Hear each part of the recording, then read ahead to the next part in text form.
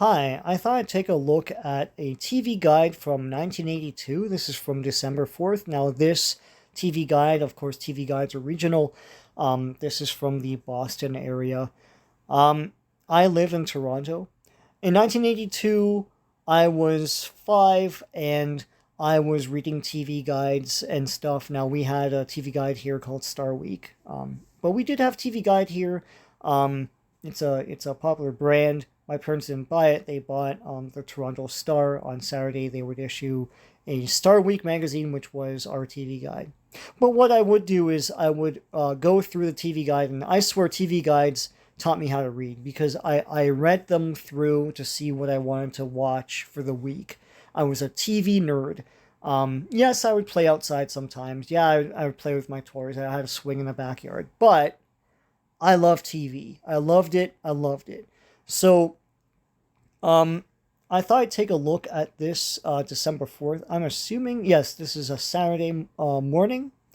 I'm going to go through this TV guide the way I would have done as a kid and go through all the different shows that I would watch during that time slot, see what I would skip away from if it were an hour to watch something else, and just see where this goes. So I watched Saturday morning programming fairly early, so I would get up at 5 to start watching stuff. They had a lot of fun stuff in my market. They had the King Kong cartoon and all that. If a cartoon was old, it was still new to me. So it didn't really matter to me. I thought Saturday mornings were a magical time. I would try to be as quiet as possible because I wanted some alone time for myself. And if my mom heard me, then she'd get up and start making breakfast and stuff. But for the most part, I would like pour my own bowl of cereal, watch the TV very low volume. On stormy mornings, this is a different time. We had, before we had cable, we had rabbit ears. They were antenna that basically, if it were stormy outside, then you had to adjust the ears so that adjust the antenna so that you got semi good sound and audio. Sometimes with a lot of static, or you'd have to stand in a specific place or place your arm in a specific place to get good sound and audio. It was a whole thing. It was a different time, but I enjoyed it. It was my alone time, Saturday mornings. So here we go. 5 a.m. I would watch Laurel and Hardy. Not much else going on here. 5:30. I guess that's an hour long. So go through. We wouldn't have had HBO, so I'm not going to count that. Um, at 6 o'clock, there's stuff like I don't know what most of this is, so I don't know what Jabberwocky is. I know For Our Times is a religious show. You've got New You, which is health. Main weather. I would probably at 6 o'clock watch Bionic Woman. Um, and you got agriculture and everything. There's a lot of agriculture shows I remember very early in the morning, like farm reports and stuff. So here are the channel listings. Now Boston itself has uh, let's see, channel 2 is PBS, channel 4 is NBC, 5 is ABC, 7 is CBS. Keep an eye on that channel 56 there. I had gone through this a little bit before and I was intrigued by what they were showing. Independent stations were great.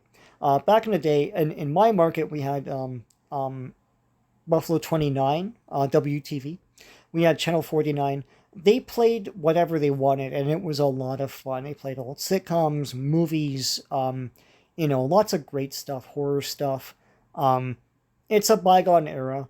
A lot of that stuff got gobbled up by conglomerates. So you got more, you got the cable and pay TV options and everything too. Satellite as well. A lot of things stirring up the market back in those days. So I'm going to go through the left column before going through the right because that's the way linearly it goes. So at 6:30, I'm still watching, I think it's Bionic Woman, right? Oh, you know what? I'd probably switch away to watch Great Space Coaster. I love that show. That's an hour long as well. So I'd say goodbye to Bionic Woman unless I'm really into it, and go to Great Space Coaster with There's No News Like Gilligan News. Um, so that's an hour long. I'd probably skip away to watch Wonder Woman at 7. at least for that half hour. There's also Mr. Magoo, which I never really cared about. Barbapapa, which in my market played on weekdays on TVO after school. Captain Kangaroo, which I never liked. Sorry if you're a Captain Kangaroo fan. I just never thought he was funny, and I never thought the shows were very compelling. Dr. Snuggles also played on TVO, TV Ontario, on weekdays, so I probably wouldn't watch that. I know we're imagining that I'm in Boston here, but still, with my experiences, I probably wouldn't watch it because I've already had enough. It's great though. Jonny Quest is cool. Josie and the Pussycats is cool. But, I mean, live action Wonder Woman Linda Carter beats everyone here. So she gets it for at least that half hour. Cool McCool at 7:30. Never cared that much. Herculoids is cool. Underdog. Hot Fudge. Sport Billy. I remember people talking about that one. It's an obscure cartoon, but it's a sports related kid cartoon. Fantastic Four is probably the Robbie the Robot one. Tarzan's Desert Mystery, one of the better movies. This is Johnny Roosmiller. He tangles with giant carnivorous plants, Yahtzees, and a jumbo spider in his superior entry, 1943. I might watch some of this. Skip away from Wonder Woman and watch that, or check out Herculoids if I haven't seen it. So I'm gonna say Tarzan beats it for a bit, for at least this half hour. And you see that I'm skipping away from stuff. This is what happened. There's so much cool crap on, and I didn't understand to just stick with something, right? At 8 o'clock, we have Sesame Street Speed Buggy. So Sesame Street to me is more of a weekday thing. Speed Buggy is okay. Flintstone Funnies is the 1980s Flintstone update where they're cops and Betty and Wilma are working in an office with Captain Caveman or something. I don't know. Super Friends. Force 5, if I remember correctly, and if it's the same thing as this, Force 5, I think, was the 5 show block every weekday where each day was a different anime that they had dubbed into English, and they all had giant robots and stuff. And then the next week, they would continue on. So the same cartoon aired every Monday, the same cartoon aired every Tuesday, etc. I think that's what that is. I don't know what's doing on Saturday if that's what it is. Correct me if I'm wrong, but I would watch Super Friends if I've seen it before. Then I'm going with Flintstone Funnies, and I'm abandoning Tarzan. Sorry, Tarzan. 8:30. Pandamonium is a weird, obscure cartoon. I never saw it. Some cartoons squeezed other cartoons out of markets. I remember going to Disney World as a kid in Florida and discovering that they had cartoons we didn't have in my market. Like, we didn't have Mashishi, right? So Pandemonium, the only thing I knew about it was that I had a board game. I had a board game based on Pandemonium. I thought it was probably a cartoon. I thought maybe it was a French cartoon or something like that. Because I knew the characters were stylized enough to not be a one-off thing for a board game.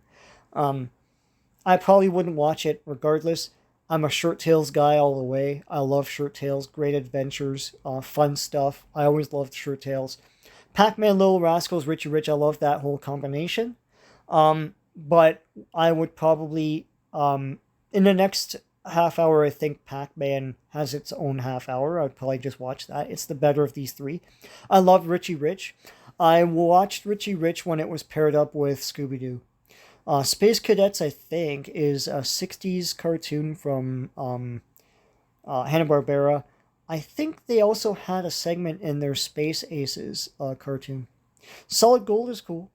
Mr. Moon's Magic Circus sounds scary. I don't know what that is. I would go with Short Tales. It beats everyone here. 9 o'clock is Over Easy. I don't know what that is. Jane Withers is interviewed. Gilligan's Planet was the spin-off where they had a Gilligan's Island cartoon, then they made Gilligan's Planet where he's on a planet. And everyone else too. Smurfs are the perennial favorite here. Let me see what's going on in the rest of 9 o'clock.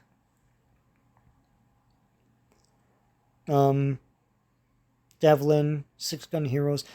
Westerns as a kid, I would have probably thought they were boring compared to some of the other stuff. Nowadays, it's different, right? I mean, it's all awesome. I would probably go at, this is 9 o'clock, right? I'd go with Smurfs for at least a half an hour. They were usually about an hour or more. 9:30.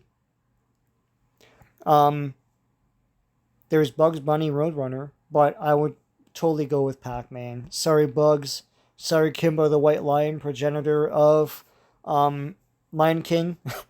Sorry, Jimmy Swaggart. I'm going with Pac-Man for 9:30. Love the show. Love the cereal as well. I had a Pac-Man home video game. I still have it, but it's got alkaline staining all over it because I left a battery in there too long. 10 o'clock, there is Over Easy, which I'm skipping. Mork and Mindy, Laverne and Shirley, Fonz Hour. So all of these, of course, were like based on primetime sitcoms under the same like producer. I don't think that Robin Williams was the voice of Mork on the cartoon, but I think all the other actors on Laverne and Shirley and the Fonz show did reprise their roles as the voices for those cartoons. I know the Fonz and the Happy Days gang has like who played Ralph Malph? Was that Donnie Most? And everyone else, like, you know, Henry Winkler, you know, Ron Howard. They all voice those, and that's what makes those cartoons great. I would probably watch this for half an hour. What else do we have? Bomba and the Hidden City. We got Johnny Sheffield is pitted against a villainous chieftain. That sounds interesting. I'd probably still go with the Mork, Laverne, and Fonz hour. It's an hour though, and I'd probably skip it at 10:30 to watch the Gary Coleman show. Gary Coleman, of course, a star of Different Strokes, was a huge star in his own right. He was in a TV movie. I can't remember the name of the movie, but he played an angel in that. And this show, the Gary Coleman show, is based on that TV movie. I probably watched that at 10:30. 11 o'clock, everyone, and I mean everyone, takes a back seat to the Incredible Hulk and Amazing Spider-Man hour. This was this is usually on NBC. It's a pair-up of Incredible Hulk, which was great, and Spider-Man and His Amazing Friends. I don't think they paired up the solo cartoon. So Spider-Man and His Amazing Friends was the network show. Running concurrently with that, produced at the same time, and airing at the same time, was a solo Spider-Man show. And that, I think, was syndicated. So Scooby and Scrappy-Doo get the shaft. So does Muppet Show. Sorry, Muppets. But Incredible Hulk and Spider-Man beckon. So they win. They win that time slot. Sorry, Three Stooges. But I'm still watching Spider-Man and His Amazing Friends and Hulk. And it continues into the next hour, so the monkeys get the shaft. So that's it for those guys. I'm going to continue on into the afternoon, because I was a couch potato. I would watch as much TV as possible. I loved it all. Someone here has X'd off Candlepin Bowling, I guess. I don't know. There's Jetsons, they're okay, I guess. Weekend Special, Arthur the Kid. Arthur the Kid is was Dennis Dimster, is a youngster who answers an ad for a gang boss, unaware that he's joining three of the Old West's most inept outlaws. Okay. Sure. There's wrestling. I would probably go with From Earth to the Moon for now. Just check it out for at least a half hour. So that would be my pick for 12. Even at the age of 5. I was fascinated by like science fiction and stuff. So that's a 12. 12:30. Army Navy game. That's cool that they aired that. I'd probably skip Jules Verne for Flash Gordon, which is the Filmation cartoon. That would win at 12:30. Got Happy Days again. 1 o'clock. You see straggling at 12:30. A CNN headline news. That's way in the beginning of CNN. 1 o'clock. My Filmation Flash Gordon is finished. Am I going with wrestling? Actually, you know what? Maneater of Hydra. So 56 is an independent station. They're playing Maneater of Hydra, Spanish, 1966. I'm assuming those subtitles or it's dubbed. The Island Guests of Baron von Wesser. Oh, Kevin Mitchell. Gradually meet horrible deaths. Beware the stalking vegetable. I'm totally watching this. So Jules Verne gets shafted again.